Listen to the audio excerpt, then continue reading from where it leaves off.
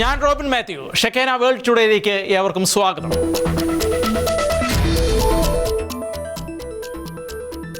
Gaza സിറ്റിയിൽ നിന്നും എത്രയും പെട്ടെന്ന് ഒഴിഞ്ഞു പോകണമെന്ന് ജനങ്ങളോട് ആവശ്യപ്പെട്ട് ഇസ്രായേൽ. മുന്നറിയിപ്പ് അവഗണിച്ച് അവിടെ തുടരുന്നവരെ തീവ്രവാദികളായി കണക്കാക്കുമെന്നും ഇസ്രായേൽ സൈന്യം വ്യക്തമാക്കി.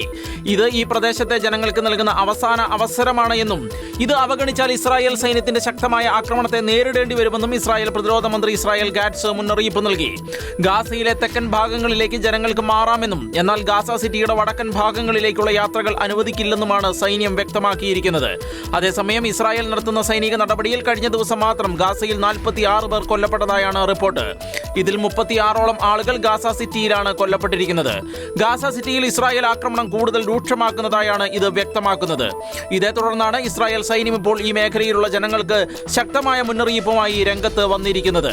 അതേസമയം അമേരിക്കൻ പ്രസിഡന്റ് ഡൊണാൾഡ് ട്രംപ് മുന്നോട്ട് വെച്ചിരിക്കുന്ന വെടിനിർത്തൽ കരാറിൽ ചില മാറ്റങ്ങൾ ആവശ്യമാണ് എന്നുള്ള നിലപാടിൽ ഉറച്ചു നിൽക്കുന്ന ഹമാസ് ഇതുവരെ അതിന് അനുകൂലമായ നിലപാട് എടുത്തിട്ടില്ല എന്നുള്ള റിപ്പോർട്ടുകളാണ് പുറത്തുവരുന്നത്. അതിനാൽ തന്നെ വരും ദിവസങ്ങളിലും ഇസ്രായേൽ ആക്രമണം കൂടുതൽ കടുപ്പിക്കാനാണ് സാധ്യത. ഗാസയിലേക്ക് ഇസ്രായേൽ നടത്തുന്ന സൈനിക നടപടിയിൽ ഇതുവരെ 66,148 പേർ കൊല്ലപ്പെട്ടതായും 1,68,716 പേർക്ക് പരിക്കേറ്റതായുമാണ് സൂചന. കഴിഞ്ഞ 24 മണിക്കൂറിനുള്ളിൽ ഗാസയിൽ 51 പേർ കൊല്ലപ്പെടുകയും 180ഓളം പേർക്ക് പരിക്കേൽക്കുകയും ചെയ്തതായുള്ള റിപ്പോർട്ടുകളും പുറത്തുവരുന്നുണ്ട്.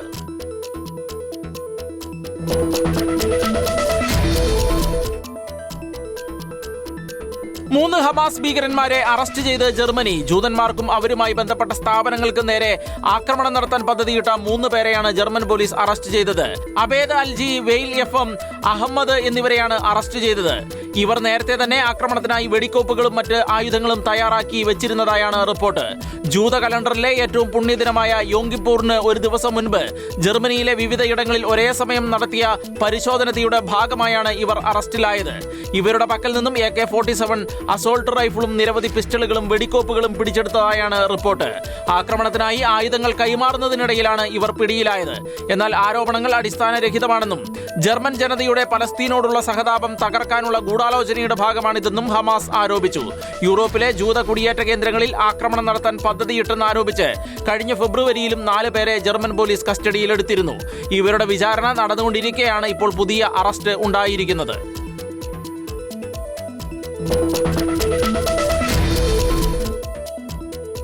സർക്കാരിന്റെ പ്രവർത്തനങ്ങൾക്കുള്ള ധനബില്ല് പാസ്സാകാതിരുന്നതോടെ ഉണ്ടായ ഷട്ട്ഡൌൺ രാഷ്ട്രീയ ആയുധമാക്കി ഡൊണാൾഡ് ട്രംപ്.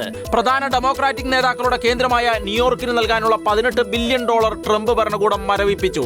ഡെമോക്രാറ്റുകൾ ഭരിക്കുന്ന സംസ്ഥാനങ്ങളിലെ ഹരിത ഊർജ്ജ പദ്ധതികൾക്കുള്ള $8 ബില്യൺ മരവിപ്പിച്ചതിൽ ഉൾപ്പെടും.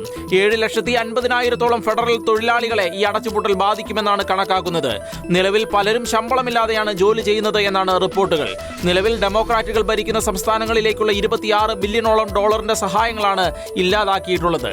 ഡെമോക്രാറ്റുകളുടെ പ്രധാനപ്പെട്ട 2 നേതാക്കളുടെ സ്ഥലം ന്യൂയോർക്കാണ് എന്നുള്ളതും കാലിഫോർണിയയും ഇല്ലിനോയിസും അടക്കമുള്ള പ്രധാനപ്പെട്ട ഡെമോക്രാറ്റിക് സ്റ്റേറ്റുകളുടെ മുകളിലാണ് ഇത് കൂടുതൽ ഭാരമാകുന്നത് എന്നുള്ളതുമാണ് നിലവിൽ ചർച്ച ആയിരിക്കുന്നത്. കോടിക്കണക്കിന് ഡോളർ ലാഭിക്കാൻ കഴിയുമെന്നാണ് ഇതേക്കുറിച്ച് ഡൊണാൾഡ് ട്രംപ് പ്രതികരിച്ചത്. ഷട്ട്ഡൌൺ കുറച്ച് ദിവസങ്ങൾ നീണ്ടുനിന്നാൽ 3 ലക്ഷത്തോളം തൊഴിലാളികളെ പിരിച്ചുവിടേണ്ടി വരുമെന്ന് വൈസ് പ്രസിഡന്റ് JD വാൻസ് മുന്നറിയിപ്പ് നൽകിയിട്ടുണ്ട്. 1981 ശേഷമുള്ള 15ാമത്തെ ഗവൺമെന്റ് ഷട്ട്ഡൌൺ ആണ് ഇപ്പോൾ ഉണ്ടായിട്ടുള്ളത്. അതേസമയം മുൻകാല ഷട്ട്ഡൌണുകളിലൊന്നും ആളുകളെ ജോലിയിൽ നിന്ന് സ്ഥിരമായി പിരിച്ചുവിട്ടിരുന്നില്ല. നിലവിലെ അവസ്ഥയിൽ ഡെമോക്രാറ്റുകളും റിപ്പബ്ലിക്കൻസും തമ്മിലുള്ള ഈ യുദ്ധം കുറച്ചധികം നീണ്ടേക്കുമെന്നുള്ള സൂചനകളാണ് പുറത്തുവരുന്നത്.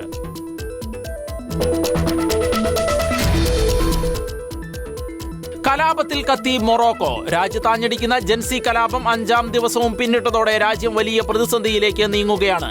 കലാപത്തെ തുടർന്നുണ്ടായ വെടിവെപ്പിൽ 2 പേർ കൊല്ലപ്പെട്ടതായാണ് റിപ്പോർട്ട്. നിരവധി പേർക്ക് പരിക്കേറ്റു. നിലവിൽ 409ഓളം ആളുകളെ പോലീസ് കസ്റ്റഡിയിലെടുത്തതായാണ് റിപ്പോർട്ടുകൾ. രാജ്യത്തുടനീളമുണ്ടായ പ്രതിഷേധങ്ങളിൽ 263ഓളം നിയമപാലകർക്ക് പരിക്കേറ്റു. അവരുടെ 142ഓളം വാഹനങ്ങൾ പ്രതിഷേധക്കാർ തകർത്തു. പ്രതിഷേധങ്ങളിൽ നിരവധി സാധാരണക്കാർക്കും പരിക്കേറ്റതായാണ് റിപ്പോർട്ടുകൾ. ആഫ്രിക്കൻ രാജ്യമായ മൊറോക്കോയിൽ അഴിമതിയെ ചൊല്ലിയും ഉൾനാടുകളിലേക്ക് വികസനം എത്താത്തതിനെ ചൊല്ലിയുമാണ് പ്രതിഷേധക്കാർ രംഗത്ത് ഇറങ്ങിയത്. നിലവിൽ നിരവധി ഗ്രാമങ്ങളിലേക്ക് കലാപം പടർന്നതായി എന്നതായാണ് സൂചന. രാജ്യം അടുത്ത കാലത്ത് കണ്ടതിൽ വെച്ച് ഏറ്റവും വലിയ പ്രക്ഷോഭത്തിനാണ് ഇപ്പോൾ സാക്ഷ്യം വഹിക്കുന്നത് എന്നാണ് റിപ്പോർട്ടുകൾ.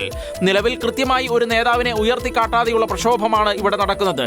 രാജ്യത്തെ ആശുപത്രികളുടെയും സ്കൂളുകളുടെയും ശോചനീയമായ അവസ്ഥയ്ക്ക് ഉടൻ പരിഹാരമുണ്ടാക്കണമെന്നാണ് പ്രക്ഷോഭകർ ആവശ്യപ്പെടുന്നത്. നേപ്പാളിനും മഡഗാസ്കറിനും ശേഷമുണ്ടായിട്ടുള്ള ഈ ജൻസി പ്രക്ഷോഭം ഇനി ഏത് രാജ്യത്തിലേക്ക് ആയിരിക്കും എത്തുക എന്ന് ആകാംക്ഷയോടെ ഉറ്റുനോക്കുകയാണ് ലോകം.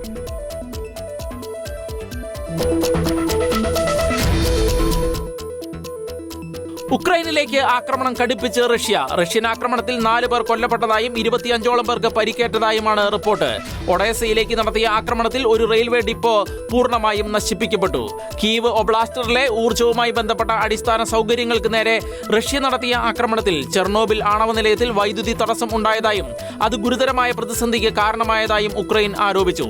നിലവിൽ ഉക്രൈനിലെ അടിസ്ഥാന സൗകര്യങ്ങൾക്ക് നേരെ വളരെ വലിയ ആക്രമണമാണ് റഷ്യ നടത്തിക്കൊണ്ടിരിക്കുന്നത് എന്നാണ് റിപ്പോർട്ടുകൾ.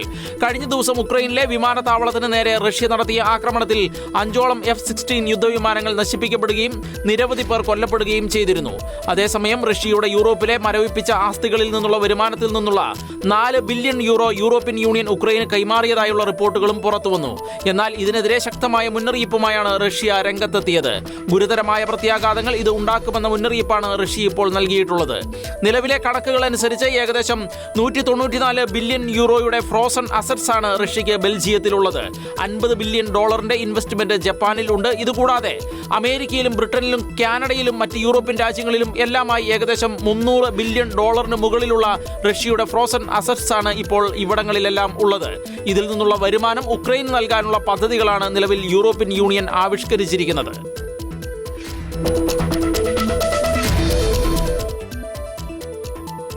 ഗസയിലേക്ക് സഹായവുമായി എത്തിയ പലസ്തീൻ അനുകൂല ബോട്ടുകളുടെ ഗ്രൂപ്പായ ഗ്ലോബൽ സുമദ് ഫ്ലോട്ടിലയിലെ പ്രവർത്തകരെ കസ്റ്റഡിയിലെടുത്ത് ഇസ്രായേൽ നാവികസേനയുടെ മുന്നറിയിപ്പുകൾ മറികടക്കാൻ ശ്രമിച്ച ബോട്ടുകളെയാണ് ഇസ്രായേൽ നാവികസേന കസ്റ്റഡിയിലെടുത്തത്. ഏകദേശം 500ഓളം പാർലമെന്റേറിയന്മാർ, അഭിഭാഷകർ, ആക്ടിവിസ്റ്റുകൾ തുടങ്ങിയവരുമായി 40ഓളം സിവിലിയൻ ബോട്ടുകളായിരുന്നു എത്തിയത്.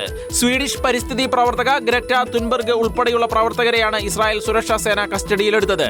പരിശോധനയ്ക്കായി ആഷ്ദോഡിലേക്ക് തിരിച്ചുവിടാനുള്ള ഇസ്രായേലിന്റെ നിർദ്ദേശങ്ങൾ നിരസിച്ചതിനെ തുടർന്നാണ് ഗ്ലോബൽ സുമദ് ഫ്ലോട്ടിലയെ ഇസ്രായേൽ നാവികസേന തടഞ്ഞത് എന്നുള്ള റിപ്പോർട്ടുകളാണ് പുറത്തുവരുന്നത്. ബോട്ടുകൾ സംഘർഷ മേഖലയിലേക്ക് പ്രവേശിക്കുന്നതിനാൽ അവയോട് ഗതിമാറി സഞ്ചരിക്കാൻ നാവികസേന ആവശ്യപ്പെട്ടിരുന്നതായി ഇസ്രായേൽ വിദേശകാര്യ മന്ത്രാലയം അറിയിച്ചു. എന്നാൽ അതിന് അനുകൂലമായ പ്രതികരണം ഉണ്ടാകാത്തതിനെ തുടർന്നാണ് പ്രവർത്തകരെ കസ്റ്റഡിയിൽ എടുത്തത് എന്ന് ഇസ്രായേൽ സൈന്യം വ്യക്തമാക്കി. അതേസമയം ഈ നടപടി നിയമവിരുദ്ധവും ധാർഷ്ട്യം നിറഞ്ഞതുമായ പ്രവൃത്തികളാണ് എന്ന് ഗ്ലോബൽ സുമദ് ഫ്ലോട്ടില അധികൃതർ കുറ്റപ്പെടുത്തുകയുണ്ടായി.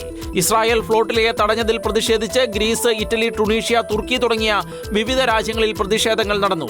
ഇതിനു പിന്നാലെ കൊളംബിയൻ പ്രസിഡന്റ് ഗുസ്താവോ പെട്രോ രാജ്യത്ത് അവശേഷിക്കുന്ന എല്ലാ ഇസ്രായേലി നയതന്ത്രജ്ഞരെയും പുറത്താക്കുകയും സംഭവത്തെ നെതന്യാഹുവിന്റെ അന്താരാഷ്ട്ര കുറ്റകൃത്യമെന്ന് വിശേഷിപ്പിക്കുകയും ചെയ്തു. 2020 മുതൽ നിലവിലുള്ള ഇസ്രായേലുമായുള്ള കൊളംബിയയുടെ സ്വതന്ത്ര വ്യാപാര കരാറും പെട്രോ റദ്ദാക്കിയിട്ടുണ്ട്.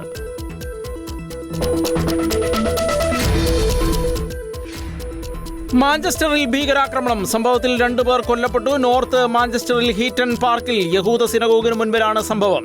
യഹൂദരുടെ പുണ്യദിനമായ യോം കിപ്പൂർ ദിനത്തിലാണ് സംഭവം നടന്നത്. 2025 ഒക്ടോബർ രാവിലെ 9:30 സംഭവത്തിന്റെ തുടക്കം. കാൽനട യാത്രക്കാർക്കുള്ള പാതയിലേക്ക് പ്രതിയെന്ന് സംശയിക്കുന്നയാൾ കാർ ഇടിച്ചു കയറ്റുകയും പുറത്തിറങ്ങി കത്തികൊണ്ട് കുത്തുകയുമായിരുന്നു. ഉടൻ തന്നെ പോലീസ് സംഭവ സ്ഥലത്തെത്തുകയും പ്രതിയെ വെടിവെക്കുകയും ചെയ്തു. വെടിയേറ്റ പ്രതി മരിച്ചു എന്നാണ് കരുതപ്പെടുന്നത്. ആക്രമണത്തെ ഭീകരാക്രമണം എന്നാണ് UK പ്രധാനമന്ത്രി കീർ സ്റ്റാർമർ വിശേഷിപ്പിച്ചിരിക്കുന്നത്.